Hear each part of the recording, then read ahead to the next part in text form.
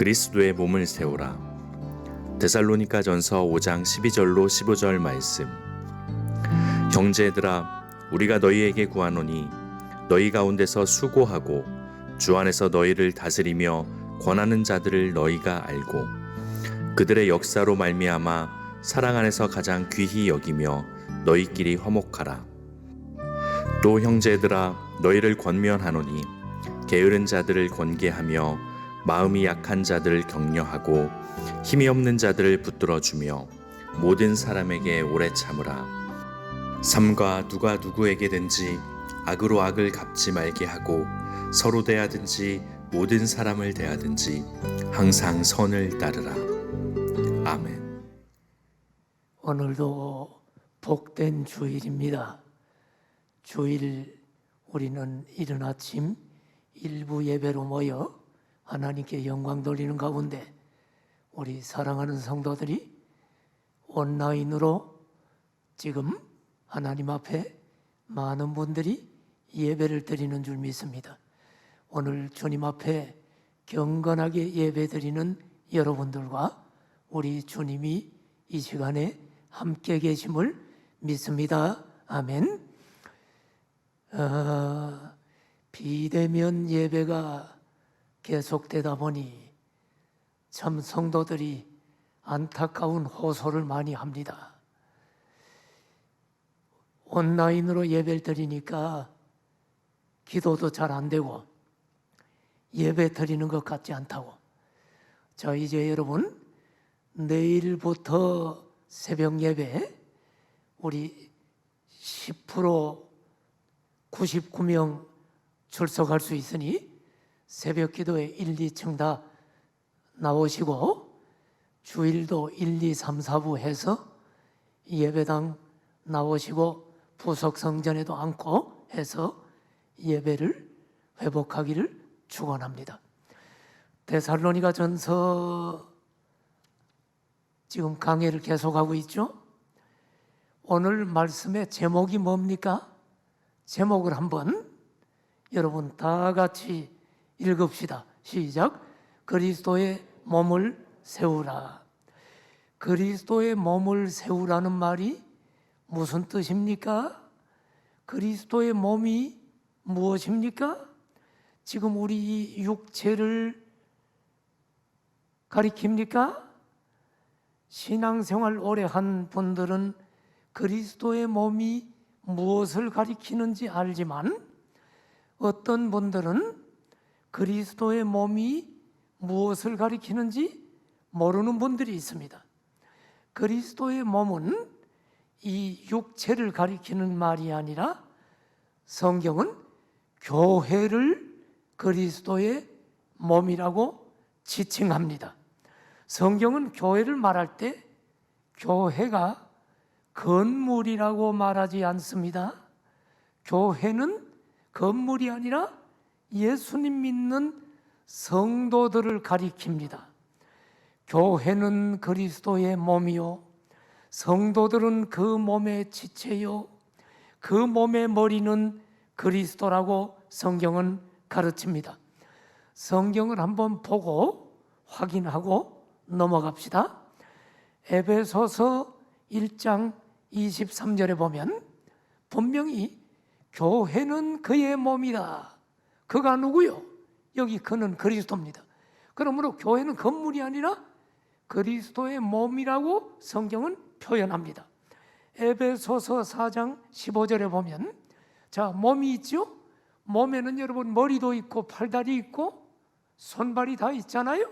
그런데 그는 머리니 곧 그리스도라.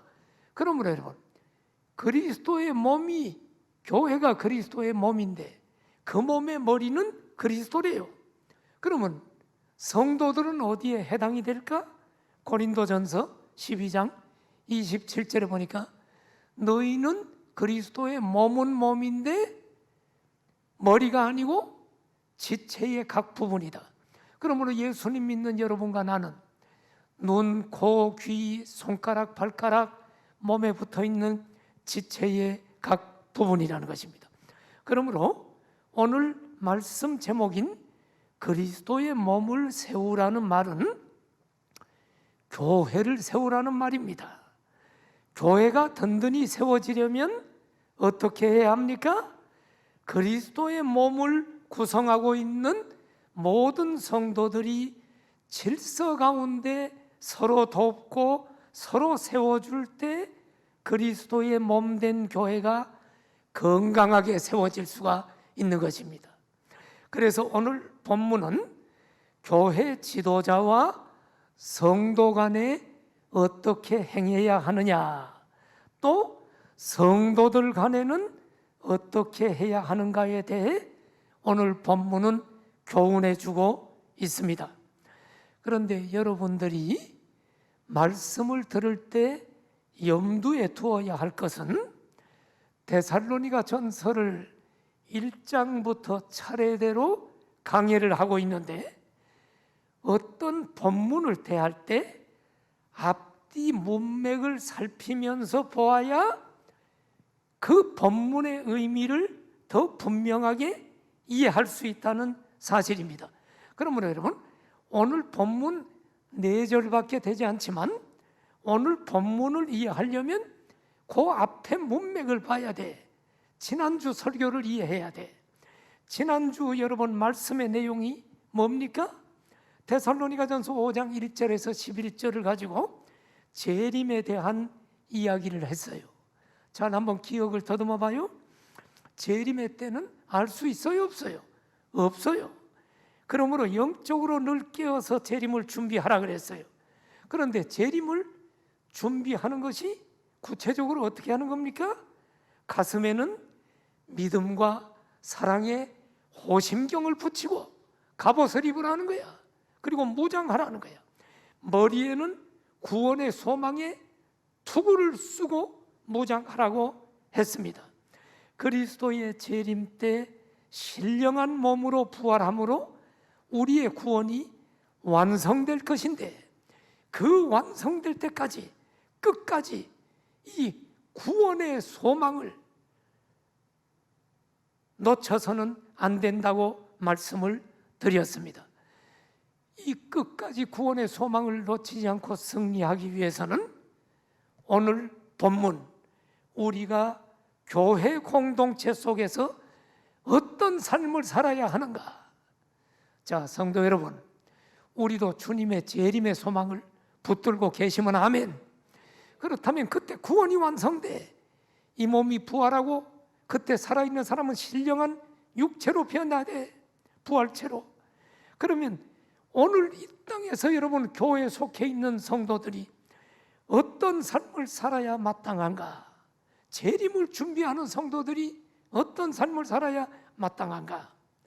그리스도의 몸을 구성하고 있는 성도들 모두가 하나 되어서 바르고 건강하게 세워져야 한다. 이게 오늘 본문이에요.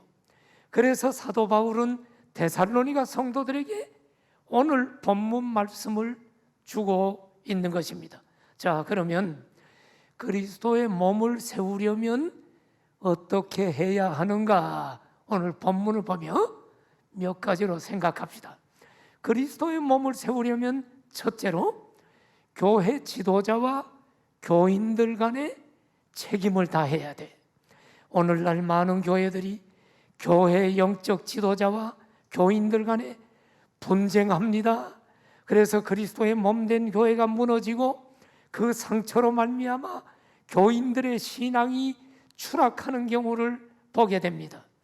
이렇게 되는 이유는 교회 지도자들과 교인들이 자신들의 책임을 깨닫지 못하고 행하지 못함으로 일어나는 일입니다. 그렇다면 여러분, 구체적으로 교회 지도자의 책임은 무엇일까요? 데살로니가전서 오늘 5장 15절에 보니까 세 가지를 얘기합니다. 데살로니가전서 5장 12절에 형제들아 우리가 너희에게 구하노니 너희 가운데서 수고하고 주 안에서 너희를 다스리며 권하는 자들을 너희가 알고. 자, 여러분, 여기 수고하고 다스리며 권하는 자들, 그들이 누굽니까? 오늘날 교회 지도자야. 여기 본문에 수고하고 다스리며 권하는 자들은 교회 목회자인 목사와 장로들을 가리키는 말입니다. 오늘 이 본문은 오늘날 교회에 이 말씀을 폭넓게 적용하면 담임 목사뿐 아니라 부교역자들, 우리 교회 평신도 지도자, 목자들, 교사들, 직분자들, 이들을 다 포함해서 교회 지도자라고 볼 수가 있습니다. 그렇다면 여러분, 교회 지도자의 책임이 뭘까요? 여러 가지가 있지만 오늘 본문은 책임을 세 가지를 이야기하고 있는데 그 세 가지가 수고하고 다스리며 권하는 책임이죠. 하나씩 살펴봅시다. 첫째로 교회 지도자의 책임은 수고하는 자입니다. 다시 데살로니가전서 5장 12절을 보면 너희 가운데서 수고하고라는 말이 나오죠. 성도들의 신앙이 성장하도록 도와주고 노력하는 자가 교회 지도자입니다. 교회 지도자들은 성도들 신앙이 성장하도록 수고해야 되는 거예요. 그래서 우리 교회도 여러분 다 지도자들이 수고하고 있잖아요. 목자들도 목원들 신앙이 꺼지지 않도록 늘 살펴보고 수고하고 있잖아요. 힘들고 괴로울 때도 많지만 그리스도의 사랑으로 수고하는 자입니다. 교회의 지도자는 세상적인 계급이 아닙니다. 여러분, 목사가 제일 높고 그다음 그 밑에 장로, 그다음에 여러분 안수집사, 권사, 서리집사 이런 순서가 아니에요. 계급이 아니에요. 모든 직분은 지도자들은 수고하고 섬기라고 직분을 준 거예요. 본문을 봐요. 12절을 보니까 너희 어디서 수고하라고? 너희 어디서 수고하라고? 너희 위에서? 위에 있는 사람이 아닙니다. 너희 가운데서. 우리는 다 그리스도의 몸입니다. 우리는 여러분 누가 높고 낮은 것이 아닙니다. 너희 가운데서 수고하라. 성도들 위에 서서 군림하는 수고가 아닙니다. 성도들 가운데서 섬기며 수고하는 자입니다. 그래서 예수님께서도 이 땅에 육신으로 오신 목적이 섬김을 받으려 함이 아니라 섬기고 자기 목숨까지 대속물로 주려고 오셨다라고 말씀을 하셨습니다. 여러분, 교회 지도자의 책임은 수고하는 자라는 것을 기억해야 됩니다. 두 번째로 교회 지도자의 책임은 다스리는 자라고 오늘 성경은 이야기합니다. 다시 데살로니가전서 5장 12절을 보면 주 안에서 너희를 다스리며라는 말이 나오죠. 다스린다는 말은 뭘까요? 교회의 영적 지도자가 교인들에 대한 치리권을 가리킵니다. 이 치리하는 기관이 우리 장로교회 목사 장로로 구성된 당회입니다. 치리가 뭐요? 교회의 질서와 평안을 위해서 취하는 행동이 치리입니다. 치리는요, 이단 사상 등 밖에서 들어오는 잘못된 해악을 막기 위해서 교회가 하는 방법입니다. 또 안에서 성도들이 죄악된 행동을 저지르고 하나님의 영광을 가리고 할 때 그 성도에게 벌을 가함으로 교회의 순수성을 지키는 것, 이것이 치리입니다. 이것이 다스리며라는 말입니다. 교회의 지도자들은 교인들이 올바른 신앙생활을 하도록 인도하고 보호하고 다스릴 책임이 있습니다. 목자가 양무리를 바른 길로 인도하고 잘못된 길이나 위험한 길로 갈 때 징계해서 바른 길로 가도록 다스리는 자가 목자입니다. 마찬가지로 교회 지도자의 역할도 교인들이 계속 잘못된 길로 갈 때는 치리함으로 다스려야 돼요. 그런데 다스릴 때 원칙이 있어. 감정적으로 다스리면 안 돼. 나하고 감정이 있다고 그 사람을 치리하면 안 돼. 그렇게 하다가 문제가 일어나. 자, 오늘 본문을 보니까 주 안에서 너희를 다스리라는 말이 나오죠. 항상 다스리는 표준은 주 안에서입니다. 다시 말하면 성경적 진리를 표준으로 삼아 성경의 진리를 떠나는 경우에 성경적 진리로 돌아오라고 질의하는 권위가 교회 지도자에게 주어졌다는 말입니다. 성경 진리를 떠나서 내 감정대로, 내 기분대로 교인들을 질의해서는 안 됩니다. 교회 지도자의 책임은 다스리는 자로의 책임이 있다. 세 번째로 교회 지도자의 책임은 권하는 자입니다. 데살로니가전서 5장 12절을 보니까 분명히 권하는 자라는 말이 나오죠. 이 권한다는 말은 훈계한다, 경고한다는 뜻이 있어요. 단순히 권면한다는 것보다도 더 강한 의미가 있어요. 원어를 보면 훈계하고 경고하고, 교인들이 세상적인 삶이나 영적인 삶에 있어서 부도덕하거나 비신앙적인 삶을 살아갈 때 그들을 훈계하고 꾸짖어야 돼. 권사님, 장로님, 직분자가 그런 일을 하면 됩니까?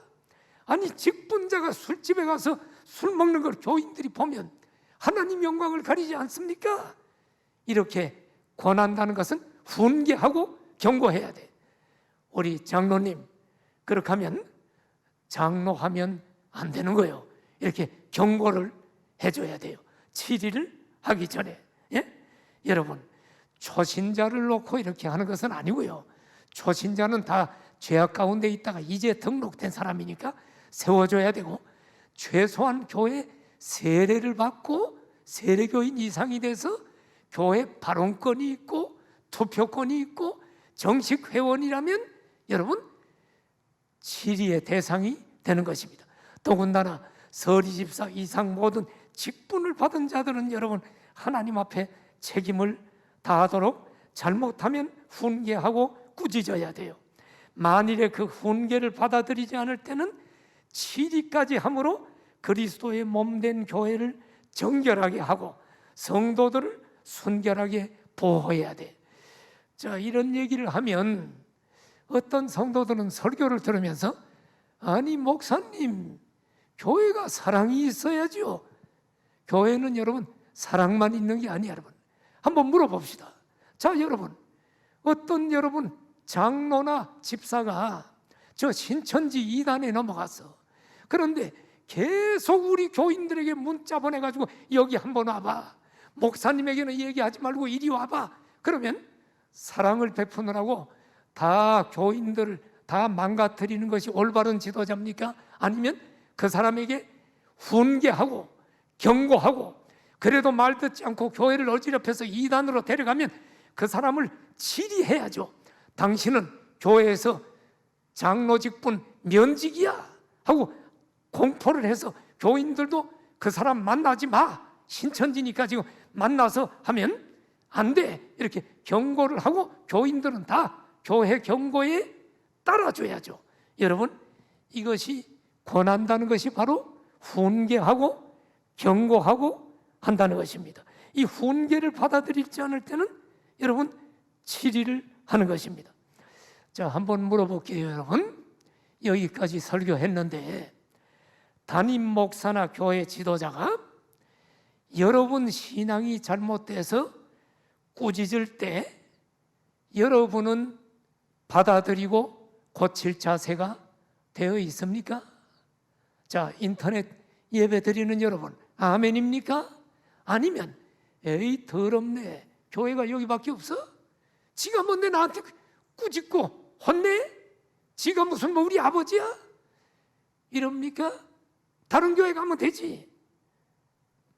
자, 여러분 구체적으로, 자, 직분자는 세례교인들 이상은 주일 성수하겠다고 다 하나님 앞에 선서를 하고 세례를 받아요.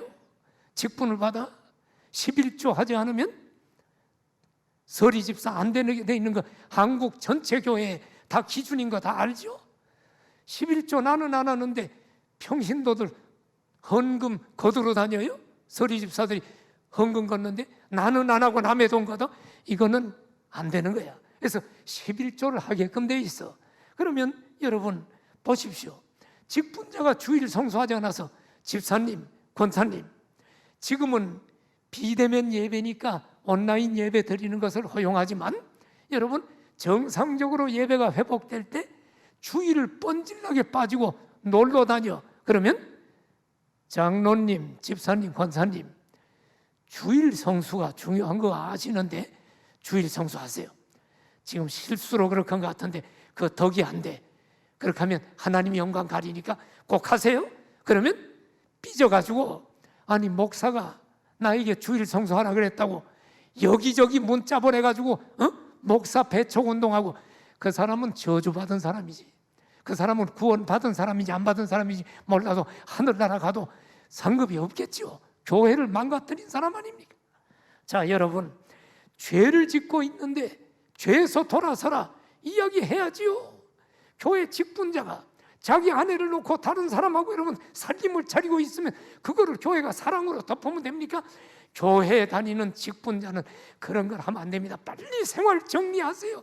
이렇게 얘기를 하면 목사님 알겠습니다. 이렇게 여러분 하고 고쳐야지요. 바로 여기 권하는 자, 이것은 훈계하고 경고한다는 의미가 있다.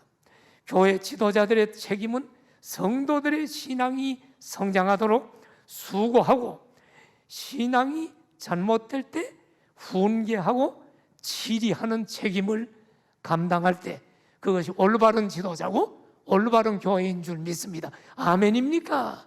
이게 지금 우리 한국 교회가 지금 실천이 안 돼. 목사님들도 지금 이렇게 성경대로 안 하고 있는 사람이 있어. 그건 전부 하는 사꾼이라고 봐요. 가짜 어디 직장 취직해서 밥 먹고 살려고 좋은 게 좋은 거라고 교회 망치는 사람이 있어요. 그런 지도자 좋아하지 말기를 축복합니다. 자, 그러면 교인들의 책임은 뭘까? 역시 세 가지입니다. 첫째, 지도자들을 알아주어야 됩니다. 알아주라. 데살로니가전서 5장 12절에 보니까 여기 알고, 너희가 알고, 교인들은 목회자, 교회 지도자들의 사랑의 수고를 깊이 인식하고 그 수고하는 지도자들을 존경하라는 말입니다. NIV 영어 성경에 보면 알고라는 단어를 respect, 존경하다라는 단어로 번역을 하고 있는 걸 봅니다. 그러니까 이 알고를 우리는 알고라고 했는데 NIV 영어 성경에는 그들을 너희가 존경해라라고 합니다. 여러분, 이 세상에서 누구를 제일 존경합니까? 어느 목사님을 존경합니까? 그러면 많은 사람들이 조용기 목사님이요, 옥하는 목사님이요 그렇게 합니다. 그런데 정말로 바른 성도들은 그렇게 얘기하지 말고 우리 목사님이 이렇게 해야 돼. 개척교회 10명밖에 안 되는 교회 목회를 하고 있더라도 우리 목사님이요, 그 목사님이 그 10명의 영혼들을 놓고 눈물 흘리고 기도하고 보살피잖아요. 여러분, 자식들이 너는 누구를 존경하니 그러면 저 아브라함 링컨이요 그렇게 하지 말고 우리 아버지 엄마요, 우리 아버지 엄마는 초등학교도 안 나왔지만 우리를 위해서 생명을 아끼지 않고 우리를 키워주고 우리를 이렇게 교육시켜줬어요. 우리 아버지 어머니가 최고예요. 이런 자식들이 정말로 멋진 자식인 줄 믿습니다. 우리 성도들도 누구를 제일 존경해요? 대답해봐요 빨리. 인터넷으로.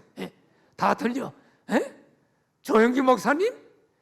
저기 문일규 목사님 하는 사람들이 지금 한 7명 보이네 지금. 자, 사랑하신 여러분, 나를 존경하라는 얘기가 아니라 자기 목사님을 존경하는 사람이 그게 성경적이다. 그것을 꼭 기억하기를 축복합니다. 여기 알아주라는 말이 여러분 존경하라는 말입니다. 여러분, 하나님께서 세우신 교회 지도자들의 수고를 알아주십시오. 그리고 존경하세요. 특별히 목회자와 불화하지 마십시오. 목회자가 잘못한 일이 있으면 기도해 주십시오. 그것이 교인들에게는 복인 줄로 믿습니다. 교인들의 책임 두 번째, 지도자를 귀히 여기라. 데살로니가전서 5장 13절에 보면 가장 귀히 여기며라는 말이 나오죠. 세상 사람들은 목사를 하찮게 여깁니다. 목사님이 아닙니다. 세상 사람들은 목사놈, 목사새끼, 그렇게 얘기합니다. 목사를 귀중히 여기지 않아요? 일도 하지 않고 빈둥빈둥 하면서 교인들 헌금이나 걷어가지고 말 몇 마디 하고 설교 한 번 하고 밥 먹고 사는 비생산적인 사람이 목사라고 생각합니다. 제가 오래전에 서초동에 살 때, 그때 제가 신학생 때인데 동네 교회에 새벽 기도를 제가 아내와 함께 이렇게 가곤 했습니다. 그때 새벽 기도 가서 그 목사님에게 들은 이야기입니다. 그 목사님이 아마 교인이 경찰 조사를 받는 바람에 경찰서에 가서 경찰들과 아마 대화를 좀 한 모양이에요. 그때 한 경찰 공무원이 목사님에게 이렇게 말하더랍니다. 목사님들은 참 좋겠어요. 일주일에 한 번 설교하면 봉급 나오죠. 얼마나 좋으시겠어요. 우리 경찰들은 밤낮이 없어요. 밤이나 낮이나 사건 나면 출동해야 됩니다. 목사님이 부럽습니다. 그러더래요. 그 얘기를 듣고 와서 목사님이 새벽 설교 중에 이렇게 말하는 것을 내가 들었습니다. 경찰 공무원들이 목사가 하는 일이 무엇인지를 알면 그런 얘기를 못할 텐데, 목사는 일주일에 한 번 설교하는 사람이 아니라 새벽부터 나와 성도들을 위해, 교회를 위해, 우리나라를 위해, 민족을 위해 기도하고, 성도들이 어려움을 당하면 그 수많은 성도들을 보살피고 그들을 짐을 지고 같이 아파하고 성도들을 상담해 주고 성도들이 어려움을 당하면 달려가고, 목사가 참 쉬운 일이 아닌데 아마 그 경찰 공무원은 일주일에 한 번 30분 말 몇 마디 하고 봉급받는 사람으로 목사를 하찮게 보는구나라는 이야기를 들었습니다. 여러분, 세상 사람들은 몰라서 목사를 하찮게 여겨도 예수님을 믿는 성도들은 교회가 얼마나 중요한 것인지, 목사가 하는 영혼 구령 사역과 하나님 나라를 세우는 사역이 얼마나 소중한 일인지를 잘 알기 때문에 목사와 교회 지도자들을 성도들이 보호하고 귀히 여겨야 될 줄로 믿습니다. 여러분, 목사와 교회 지도자들을 귀히 여겨야 할 이유를 성경은 이렇게 말합니다. 자, 다시 한번 봐봐요. 그 성경 데살로니가서 5장 13절. 여기 가장 귀히 여기라는 말 앞에 무슨 말이 있어? 그들의 역사로 말미암아 사랑 안에서 가장 귀히 여겨라. 자, 그들의 역사, 교회 지도자들이 하는 사역, 그 사역 때문에 사랑 안에서 귀히 여기래. 교회 지도자들이 하는 사역이 뭐예요?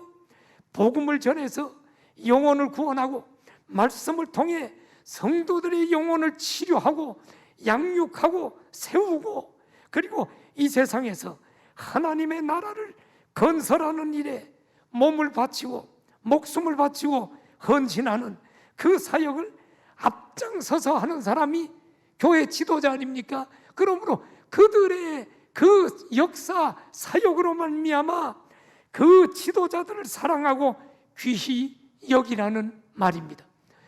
나는 우리 교회 교역자들도 그렇고 우리 장로님들 다 훌륭합니다. 우리 교회 나는 목자들 생각하면 너무너무 감사한 거야. 목자들은 교회 평신도 지도자들 아닙니까? 목자들 보면요, 목원들이 아프면 정말로 자기가 아픈 것처럼 고통스러워하면서 기도해달라고 부탁을 하는 거예요. 교구장을 통해 담임 목사에게 직접 보고를 하면서, 목사님, 우리 목원 누구누구 아파요. 병원에 다시 입원했어요. 또 수술해야 된대요. 또 검사해야 된대요. 그런데 지금 잘 치수가 안 나와요. 지금 어려워요. 어려워서 병원을 또 다른 곳으로 옮겼어요. 기도해 주세요. 그리고 그를 또 신방을 갑니다. 그리고 같이 나하고 전화를 하면 눈물을 줄줄 흘립니다. 목사님 너무너무 힘들어하는데 목사님 기도해 주시고 늘 목사님께서 격려해 주세요. 사랑하신 여러분, 감동을 받습니다. 피가 섞인 형제가 아니지만 우리 목자들이 목원들을 위해서 그렇게 수고하고 또 목원들을 위해서 어떤 어려움이 있을까 봐 또 도고기도 카드를 올리고 이것을 보면 얼마나 감사한지요. 이런 여러분 지도자들의 사역을 생각하면서 사랑 가운데 그들을 여러분 귀히 여겨야 될 줄로 믿습니다. 이제 교인들의 책임 세 번째는 화목하라는 것입니다. 데살로니가전서 5장 13절을 보십시오. 너희끼리 화목하라.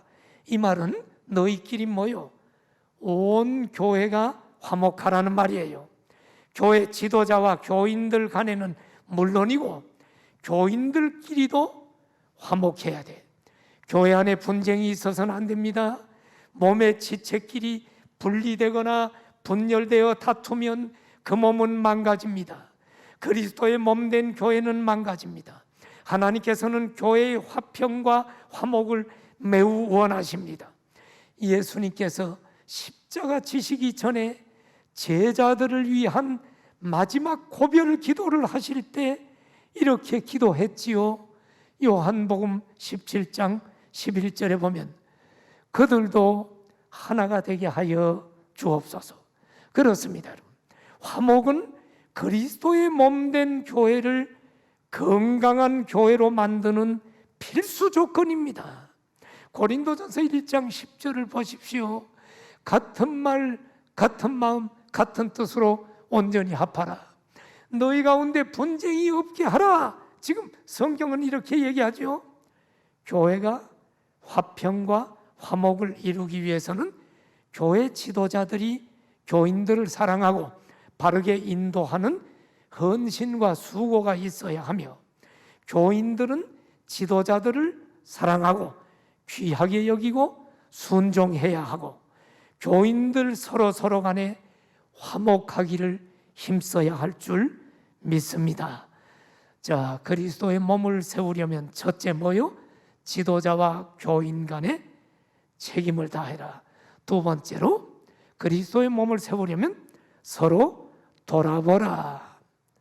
교회는 그리스도의 몸이요 그리스도인들은 그 몸의 지체이므로 서로 돌아볼 때 그리스도의 몸을 세우게 됩니다.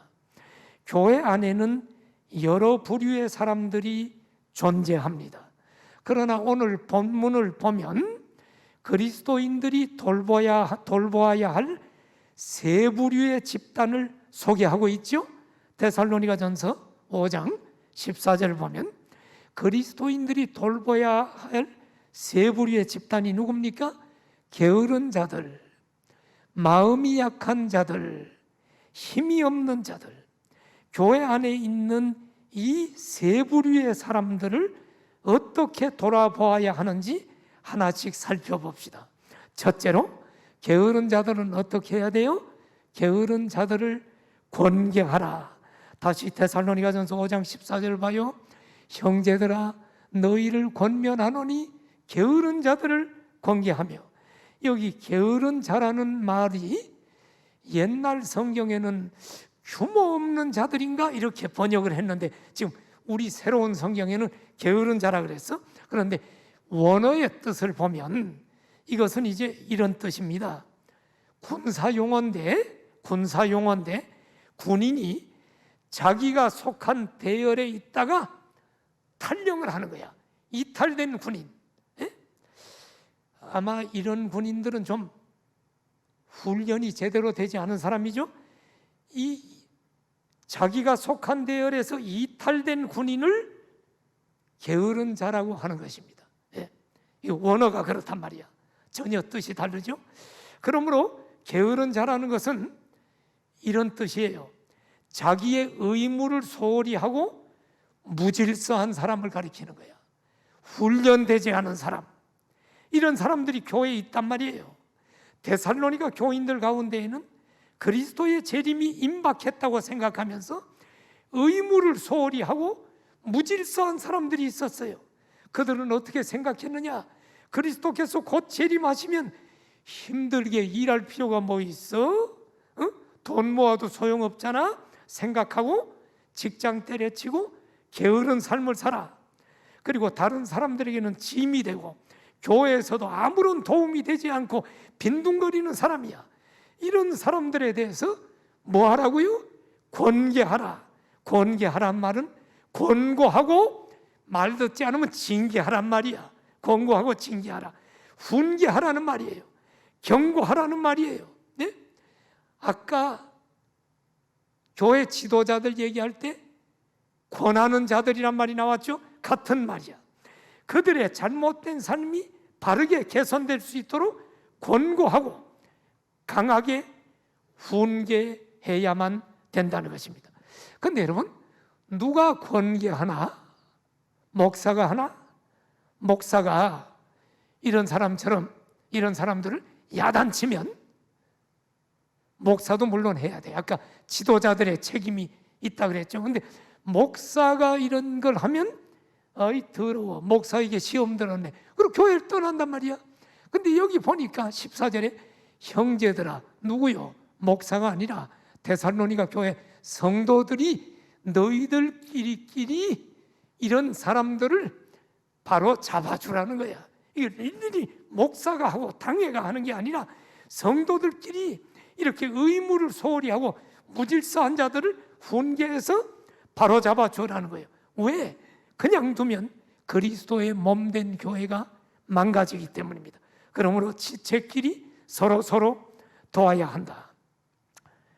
자, 서로 돌아보아야 될 두 번째 집단이 누구냐? 마음이 약한 자죠. 마음이 약한 자들은 어떻게 해야 돼요? 격려하라. 데살로니가전서 5장 14절 자막을 보면서 들어요. 마음이 약한 자들을 격려하라. 마음이 약한 자는 소심한 자, 낙심된 자를 가리키는 단어입니다. 데살로니가 성도들 중에는 사랑하는 가족이나 성도들이 이미 세상을 떠나서 그리스도의 재림 때 이미 죽은 성도들은 구원을 얻지 못할 것이라고 생각하고 슬퍼하며 낙심된 자들이 있었다고 말씀드렸죠. 이들을 위로하고 격려하라는 말이에요. 또 환난이나 박해로 말미암아 마음이 소심해진 사람들이 있었어. 여러분, 환난이나 박해가 오면 교회 나가는 것이 두렵고 소심하잖아. 그런 사람들이 있단 말이야. 옛날이나 지금이나. 예? 이들을 위로하고 힘을 내라고 격려해야 돼. 신앙을 저버리지 말아라. 천국이 있다. 주님 재림이 오면 영광스러운 날이 온다. 여러분, 위로하고 격려하라는 말이에요. 오늘날 교회에서도 환경이나 질병이나 경제적 어려움이나 여러 가지 이유로 마음이 소심해지고 낙심된 성도들이 있어요. 사업하다가 지금 코로나 때문에 지금 너무너무 안 돼서 지금 신앙도 꺼지고 지금 낙심된 성도들이 있어요. 이들이 마음이 약한 자들이에요. 이런 성도들을 서로 위로하고 격려해서 그리스도의 몸된 교회를 세워나가야 하라는 것입니다. 나가야 할 줄로 믿습니다. 자, 교회 속의 세 번째 부류는 힘이 없는 자들입니다. 이들을 붙들어 주래요. 데살로니가전서 5장 14절에 보니까 힘이 없는 자들을 붙들어 주라. 힘이 없는 자들은 육체적으로 연약하거나 병든 자들을 가리킬 수도 있지만 여기서 힘이 없는 자는 도덕적, 영적으로 약한 자를 의미합니다. 한마디로 믿음이 약한 자를 얘기하는 거야. 아까 마음이 약한 자는 소심하고 낙심된 자고 마음이, 여기서는 지금 영적으로 믿음이 약한 자를 가리킵니다. 믿음이 약하기 때문에 죄에 자주 넘어집니다. 교회는 다니면서도 도박을 합니다. 교회 다니면서도 또 술 한잔 했다는 소식이 들려옵니다. 교구장을 통해서. 또 교회 다니면서도 지금 음란에 빠지기도 합니다. 지금 많은 기독교인들이. 이들이 믿음이 연약하기 때문에 잘 붙들어 주라는 말입니다. 열심으로 보살펴 주라는 말입니다. 여러분, 이런 말씀을 들으면서 우리 자신을 한번 돌아봐요. 교회에 이런 사람들이 있어. 네? 믿음이 연약해서 좀 삶이 좀 휘청거리고 자꾸 죄에 빠지고 이런 사람이 있어. 이때 수군수군 거리면 안 돼요. 아무개 성도 말이야. 어? 그 어제 술집에서 나오는 거 내가 봤어. 이러면 다 교회 내쫓아버리는 거야. 성경은 내쫓아버리는 게 아니라 이 사람을 믿음이 연약하니까 붙들어서 세워주라는 거예요, 여러분. 그런데 오늘날 수많은 교회가 쑥덕쑥덕거리고 연약한 성도들을 여러분 여기저기서 쓸데없는 얘기해가지고 상처 줘서 지금 교회를 내쫓아버리면 하나님 심판대 앞에 서서 뭐라고 할 겁니까, 여러분? 여기 힘이 없는 자들을 붙들어줘라. 이렇게 여러분 성도 한 사람 한 사람을 세워줄 때 그리스도의 몸인 교회가 든든히 세워진다는 것입니다. 그런데 여러분, 게으른 자, 마음이 약한 자, 힘이 없는 자 돌아보는 것이 쉬워요? 나는 안 쉬운데. 내가 지금까지 목회하면서 나도 어렵던데. 여러분도 어렵죠? 기억하십시오. 사람이 하루아침에 변화되는 것이 아니고 오랜 세월 돌보아야 됩니다. 내가 지금 목회 방화동에 와서 27년, 정말 목회 간두고 싶은 순간들이 여러 번 있었어요. 설교를 아무리 해도 변화되지 않는 성도 때문에 많이 하나님께 따지기도 하고 우리기도 했어. 그런데 27년 하다 보니까 그 사람이 우뚝 섰어. 세월이 걸리는구나. 한 사람이 변화되는 것은 쉽지 않아. 그래서 성경은 데살로니가전서 5장 14절에 모든 사람에게 오래 참으라고 이야기하는 거예요, 여러분.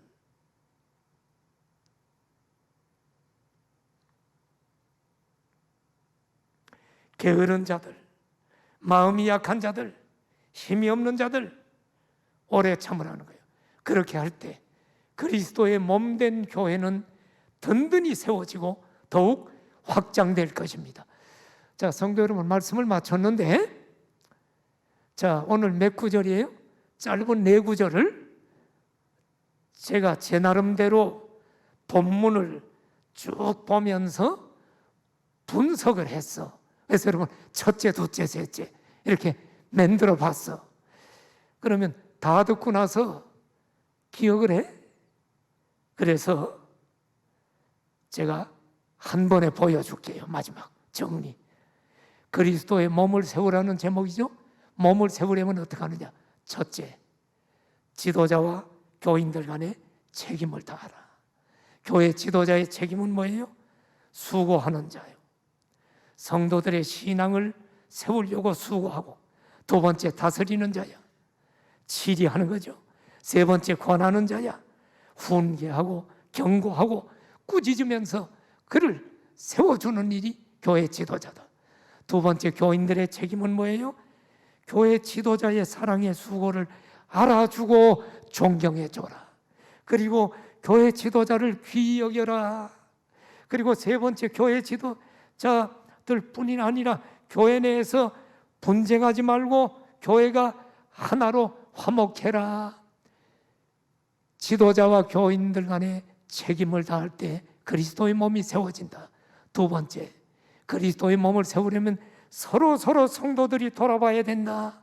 게으른 자들을 권계해라.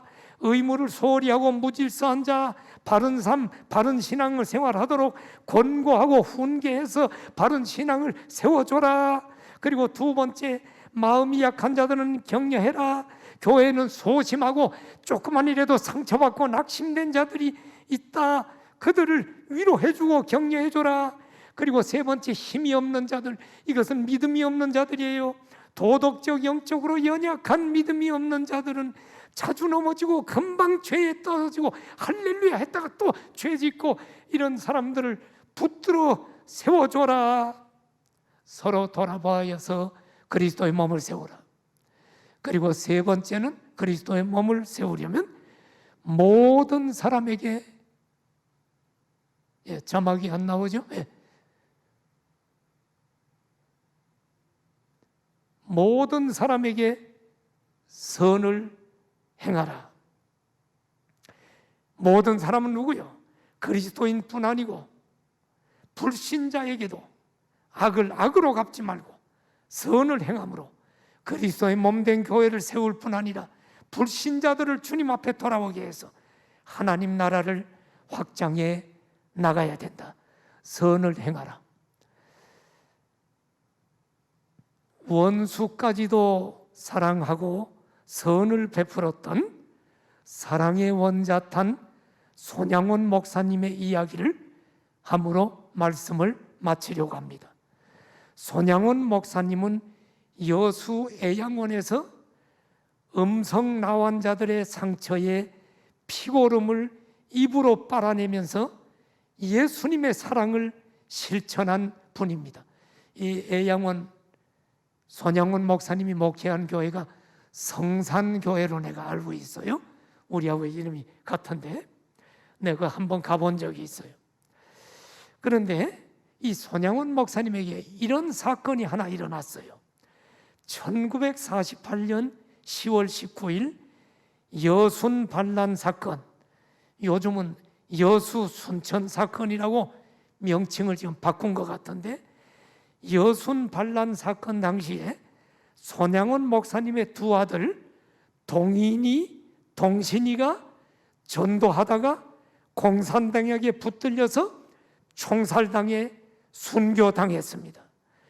그 후에 자신의 두 아들을 죽인 안재선이라는 사람의 구명운동을 벌이고 마침내는 그 안재선을 손양원 목사님은 양아들로 삼았습니다. 손양원 목사님이 안재선을 양아들로 삼겠다고 했을 때 딸이 있었는데, 지금 권사님이죠. 딸 동희는 아버지에게 울부짖으며 말합니다. 아버지, 어떻게 우리 오빠들을 죽인 원수를 양아들을 삼아요? 아버지는 훌륭한 신앙을 가진 목사님이니까 그 원수를 용서하는 것까지는 이해가 되지만, 아니 아들 삼다니요? 그러면 그 사람이 내 오빠가 되잖아요. 말도 안 돼요. 동희는 절규하면서 아버지의 뜻에 반대했습니다. 그때 손양원 목사님은, 동희야, 예수님께서 원수도 사랑하라고 했으니 그를 내가 아들로 삼아야 하지 않겠니? 그래서 그를 구원시켜야 되지 않겠니? 하면서 자기 아들 동인, 동신 두 아들을 총으로 쏴 죽인 안재선이라는 이 젊은이를 구명운동에서 아들 삼아서 회개시키고 예수님을 믿게 했다는 것입니다. 나는 이런 설교를 하면서 나는 그렇게 못해요. 여러분은 어때요? 나는 그래서 손양원 목사님 묘지 앞에 가서 서 있을 수가 없어서 무릎을 꿇었습니다.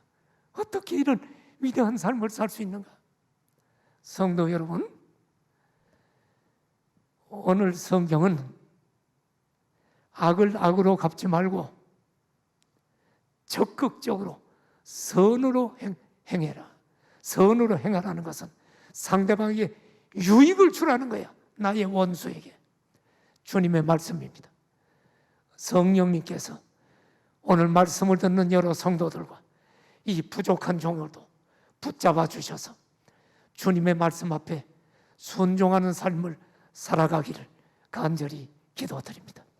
고개 숙여 기도합시다. 사랑하시는 성도 여러분, 오늘